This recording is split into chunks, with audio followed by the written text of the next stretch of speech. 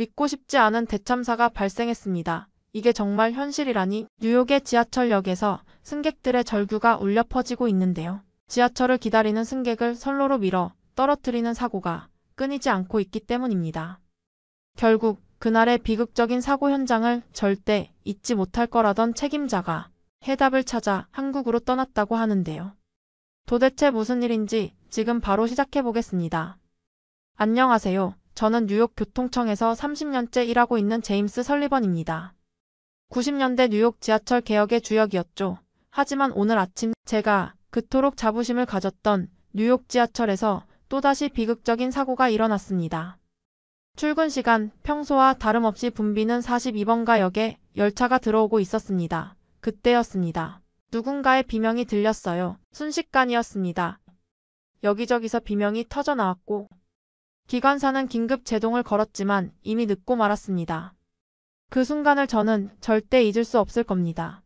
역무원들이 즉시 구조 작업에 들어갔지만 결국 그 승객은 사망했어요. 뉴스는 이 사고를 대대적으로 보도했습니다. 또다시 발생한 추락사고. 스크린 도어만 있었더라면. 저는 사무실에서 그 뉴스를 보며 주먹을 꽉 쥐었습니다. 우리가 얼마나 많은 생명을 더 잃어야 하는 걸까? 오후에 긴급 회의가 열렸습니다. 고위 간부들의 표정은 무거웠죠. 올해만 벌써 세 번째 사고입니다. 시민들의 불만이 폭발 직전이에요. 한 간부가 한숨을 쉬었습니다. 하지만 스크린도어 설치 예산이 문제입니다. 지금 뉴욕시의 재정으로는. 그때 국장님이 말했습니다. 한국은 이미 10년 전에 다 해낸 일입니다. 우리는 왜 못합니까? 회의실이 순간 조용해졌어요. 그리고 저를 바라보더니 말했습니다. 설리번 씨, 그래서 당신을 한국에 보내려고 합니다. 어떻게 해냈는지 배워오세요. 순간 제 귀를 의심했습니다. 한국이라고요? 90년대에 제가 샀던 한국산 전자제품은 매번 한 달도 못 가서 고장이 났었는데 그런 나라에 가서 무얼 배운단 말입니까? 하지만 출장은 이미 결정된 일이었어요. 다음날 저는 마지못해 공항으로 향했죠. 짐을 붙이면서도 계속 투덜거렸습니다. 한국이라니 삼성이 애플 베끼기나 하는 나라 아닌가. 도대체 뭘 배우라는 건지. 비행기를 기다리며 휴대폰으로 한국 지하철 관련 기사를 찾아봤습니다. 세계 최고 수준의 안전성 100% 스크린도어 설치 완료. 기사들이 쏟아져 나왔지만 저는 여전히 반신반의했죠. 아마도 과대 광고겠지 속으로 생각했습니다. 제가 얼마나 틀렸는지 그때는 미처 몰랐죠. 12시간의 비행 후 저는 인천공항에 도착했습니다. 처음 보는 한국의 공항은 깔끔하고 현대적이었지만 저는 시큰둥했어요. 일본 나리타 공항이랑 똑같네. 베끼기는 역시 잘하는구만. 입국장을 나오자 한 젊은 남자가 제 이름이 적힌 피켓을 들고 서 있었어요. 안녕하세요. 저는 서울교통공사의 김태준입니다. 30대 초반으로 보이는 젊은 엔지니어였습니다. 태준 씨는 저를 호텔로 안내하며 내일의 일정을 설명했습니다. 먼저 서울 지하철 통제센터를 둘러보시고 실제 역사도 방문할 예정입니다. 저는 대충 고개를 끄덕이며 창밖을 바라봤어요. 서울로 향하는 차 안에서 저는 계속 못마땅한 표정을 지었습니다. 이 건물들도 다 일본 스타일이네요. 한국은 뭐든 따라하기만 하나 봐요. 태준 씨의 표정이 순간 굳어졌지만 그는 침착하게 대답했습니다. 설리번 씨 한국 기술이 얼마나 발전했는지 내일 직접 보시면 생각이 바뀔 겁니다. 호텔에 도착한 후에도 저는 투덜거림을 멈추지 않았어요. 지하철이라고 뭐 다를까? 어차피 일본 기술 베낀 거겠지. 창밖으로 보이는 화려한 도시의 야경도 그저 과시용이라고 생각했죠. 저녁 식사를 위해 태준 씨가 저를 유명한 한식당으로 안내했습니다. 첫 번째 한국 방문인 저를 위해 한국의 맛을 제대로 보여주고 싶다고 했어요. 저는 내키지 않는 표정으로 자리에 앉았어요. 일본 스시 비슷한 걸 내놓겠지 생각했죠. 하지만 테이블에 놓인 음식들은 제 예상과 달랐습니다. 이건 삼겹살이에요. 직접 구워서 드시는 겁니다. 태준 씨가 고기를 숯불에 올려놓았죠. 구워지는 고기 냄새가 후각을 자극했어요. 저도 모르게 군침이 돌았습니다. 태준 씨는 익은 고기를 제 앞접시에 놓아주었죠. 상추에 쌈장을 발라서 고기랑 같이 드세요. 한 입 베어 물자마자 제 눈이 커졌습니다. 이런 맛은 처음이었어요. 이게 정말 한국 음식입니까? 태준 씨는 빙그레 웃으며 김치를 건넸습니다. 처음엔 너무 맵지 않을까 걱정했지만 이것도 기대와 달랐어요. 맵지만 상큼하고 개운한 맛이 이상하게 멈출 수가 없었습니다. 한국 음식도 일본이나 중국에서 배운 거 아닌가요? 제가 물었습니다. 태준 씨는 고개를 저었어요. 우리만의 고유한 음식 문화입니다. 한국 사람들은 음식에 대한 자부심이 커요. 결국 저는 그날 삼겹살을 3접시나 비웠습니다. 한국에 대한 제 편견이 음식부터 하나씩 깨지기 시작한 순간이었죠. 다음날 아침 태준 씨가 호텔 로비에서 저를 기다리고 있었어요. 오늘 하루 동안 서울 지하철의 모든 것을 보여드리겠습니다. 그의 목소리에는 자신감이 넘쳤어요. 저는 여전히 반신반의한 표정으로 그를 따라 나섰습니다. 하지만 마음 한구석에서는 작은 호기심이 생겼죠. 과연 이 젊은 엔지니어가 보여줄 한국의 기술이란 게 뭘까? 그때만 해도 저는 몰랐습니다. 제가 곧 얼마나 큰 충격을 받게 될지. 첫 목적지는 강남역이었습니다. 태준 씨는 자신감 있는 목소리로 웃으며 말했어요. 한국의 지하철을 실제로 체험해 보시죠. 저는 그를 따라 에스컬레이터를 타고 지하로 내려갔습니다. 첫눈에 보이는 광경에 저는 놀라지 않을 수 없었습니다. 매끈한 스크린 도어가 플랫폼 전체를 감싸고 있었고 역사 내부는 놀랍도록 깨끗했어요. 이게 정말 지하철 맞나? 저도 모르게 중얼거렸습니다. 열차가 들어오자 스크린 도어가 자동으로 열렸어요. 승객들은 질서정연하게 줄을 서서 탑승했죠. 디지털 전광판에는 실시간 열차 위치가 표시됐고 안내 방송은 한국어와 영어로 정확하게 흘러나왔습니다. 차내는 놀랍도록 깨끗하고 조용했어요. 노숙자도 없었고 냄새도 전혀 나지 않았죠. 승객들은 각자 휴대폰을 보거나 조용히 휴식을 취하고 있었습니다. 뉴욕의 어둡고 지저분한 지하철과는 전혀 다른 풍경이었어요. 와이파이도 무료로 제공됩니다. 태준 씨의 말에 저는 놀랐어요. 지하철에서 와이파이가 된다고요? 그는 당연하다는 듯 고개를 끄덕였어요. 다음 역으로 이동하는 동안 저는 차량 내부를 자세히 살펴봤습니다.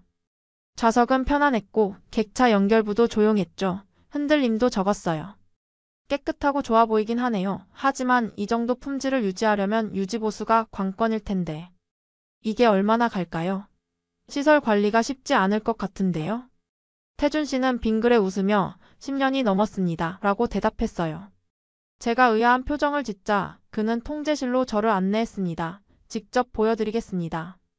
그의 목소리에는 자신감이 넘쳤어요. 통제실 벽면은 수백 개의 모니터로 가득했습니다. 모든 역사의 스크린 도어가 실시간으로 모니터링 됩니다. 태준 씨의 설명이 이어졌어요. 각각의 화면에는 다른 역의 모습이 비춰지고 있었죠. 승객 수부터 열차 운행 상황, 스크린 도어 작동 상태까지 모든 것이 한눈에 들어왔습니다. 여기서 모든 것을 통제하나요? 제가 묻자 태준 씨는 고개를 끄덕였어요. 24시간 감시하고 있습니다. 문제가 생기면 즉시 대응할 수 있도록요. 그때였습니다. 갑자기 한 화면에 빨간 불이 들어왔어요. 을지로 입구역, 이번 선로 장애 발생. 저는 긴장했지만 통제실 직원들은 침착했습니다. 열차 운행이 일시 중단됩니다. 안내 방송이 울렸고 즉시 대체 열차가 투입됐어요. 저는 태준 씨를 따라 현장으로 달려갔습니다. 을지로 입구역에 도착해보니 놀라운 광경이 펼쳐졌어요. 승객들이 불평 없이 질서정연하게 대기하고 있었던 거죠. 역무원들의 안내에 따라 침착하게 움직이는 모습이 인상적이었습니다. 이런 상황에서도 승객들의 안전은 보장됩니다. 태준 씨가 말했어요. 스크린 도어 덕분에 선로 추락 위험이 전혀 없었죠. 저는 문득 뉴욕에서 있었던 그 사고가 떠올랐습니다. 10분 후 정상 운행이 재개됐어요. 마치 아무 일도 없었다는 듯이 열차가 들어왔고 승객들은 평소처럼 탑승했습니다. 뉴욕이었다면 상상도 할 수 없는 질서정연한 모습이었죠. 우리는 시스템이 고장나도 사람이 다치지 않게 만드는 게 목표입니다. 태준 씨의 말이 제 귀에 깊이 박혔어요. 안전을 최우선으로 생각하는 그들의 철학이 고스란히 느껴졌습니다. 이건 단순한 기술의 차이가 아니었어요. 시민과 운영진이 서로 신뢰하는 문화, 차이는 거기에서 오는 거였죠. 모든 게 완벽해 보이네요. 제 말에 태준 씨는 겸손하게 웃었습니다. 아직 갈 길이 멀죠. 하지만 우리는 계속 발전하고 있습니다. 태준 씨와 함께 시간을 보내면서 제 마음속에서 뭔가가 조금씩 변하고 있다는 것이 느껴졌습니다. 처음 한국에 왔을 때의 그 오만한 태도가 부끄러워졌어요. 이제야 저는 진정한 발전이 무엇인지 조금씩 깨닫기 시작하고 있는 것 같습니다. 한국에 오지 않았다면 절대 알 수 없는 것들이었죠. 다음날 저녁에는 한국 엔지니어들과의 토론회가 있었습니다. 회의실에는 10여 명의 엔지니어가 모여 있었죠. 저는 그들 앞에서 뉴욕 지하철의 현실을 설명했습니다. 매년 수십 명의 승객이 선로에 추락합니다. 스크린도어 설치가 시급하지만 예산과 기술적 한계 때문에 어려움을 겪고 있어요. 제 발표가 끝나자 한 엔지니어가 질문했습니다. 뉴욕시의 예산이 서울시보다 적은가요? 저는 고개를 저었습니다. 아니요, 규모는 훨씬 큽니다. 다른 엔지니어가 이어 물었어요. 그럼 기술력이 부족한가요? 저는 또다시 고개를 저었습니다. 그것도 아닙니다. 우리에겐 세계 최고의 기술자들이 있어요.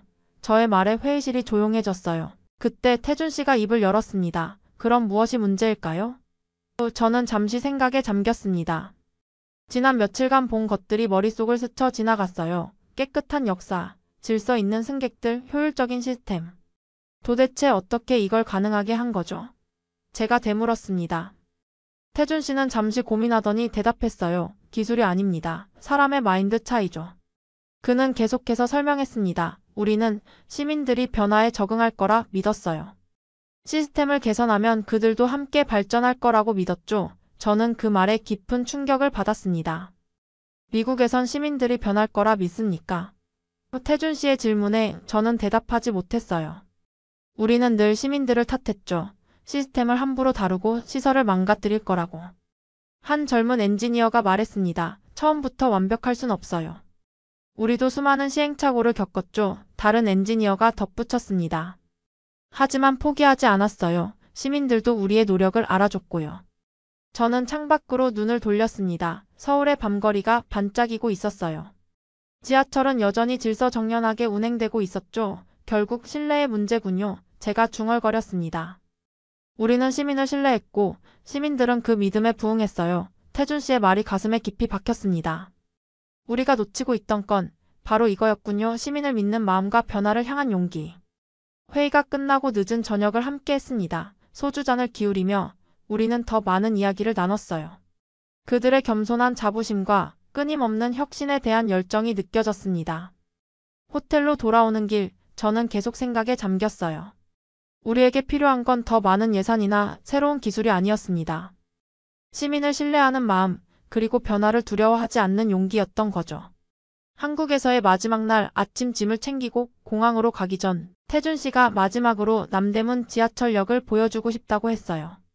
갑작스러운 제안이었지만 즐거운 마음으로 향했습니다. 한 달 전만 해도 저는 한국을 무시했습니다. 일본 기술을 베끼기나 하는 나라, 싸구려 전자제품이나 만드는 곳이라고 생각했죠. 하지만 이제는 달라졌어요. 지하철에 들어서자 출근하는 사람들로 붐볐습니다. 그런데도 혼잡한 느낌이 들지 않았어요. 승객들은 각자의 자리에서 조용히 서 있었고 노약자석은 비워두고 있었죠. 처음 왔을 때와 느낌이 다르죠? 태준 씨가 물었습니다. 저는 고개를 끄덕였어요. 제가 잘못 알고 있었네요. 한국이 이렇게 발전한 줄 몰랐습니다.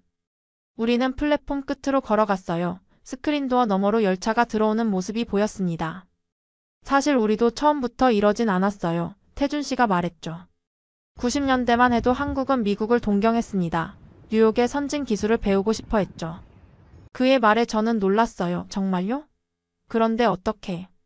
태준 씨는 미소를 지었습니다. 우리는 더 나은 걸 만들고 싶었어요. 단순히 따라하는 게 아니라 우리만의 방식으로 발전시키고 싶었죠. 그의 말에서 자부심이 느껴졌습니다. 역사를 나와 거리로 올라왔어요. 아침 햇살 속에서 서울의 마지막 풍경을 바라봤습니다. 고층 빌딩 사이로 지하철이 달리고 있었죠.